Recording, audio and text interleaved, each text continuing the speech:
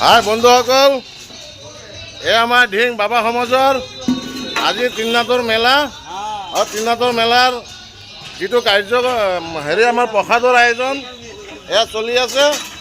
আমাৰ বাবা সমাজৰ সদস্যসকল নিজ নিজ কামত ব্যস্ত হৈ আছে।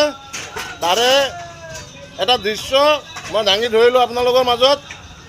এয়া চাওক, এইজন আমাৰ বাবা সমাজৰ সদস্য হয়, এখেত মিষ্টাৰ বকুল নাথ। তেখেত আমাৰ বাবা সমাজৰ সভাপতি। তেখেতে নিজৰ কৰ্মৰ মাজতে ব্যস্ততা হৈ আছে। এয়া আমাৰ বাবা সমাজৰ সদস্যসকল। এয়া আমাৰ ৰাতিপুৱাৰ কাৰ্যকাম আৰম্ভ হৈছে।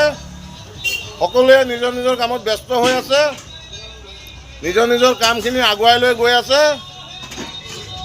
এয়াজন তেখেতৰ নাম আশু দেৱনাথ হয়। তেখেতেও নিজৰ কামত ব্যস্ত হৈ আছে।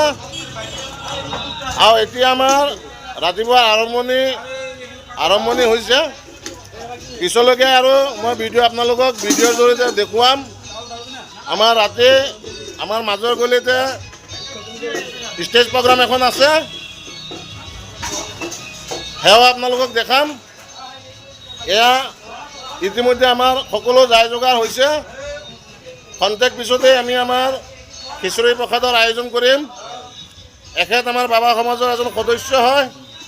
তেখেতৰ নামটো শ্ৰী সুবল দেৱনাথ হয়, ঢিঙৰে নিবাসী।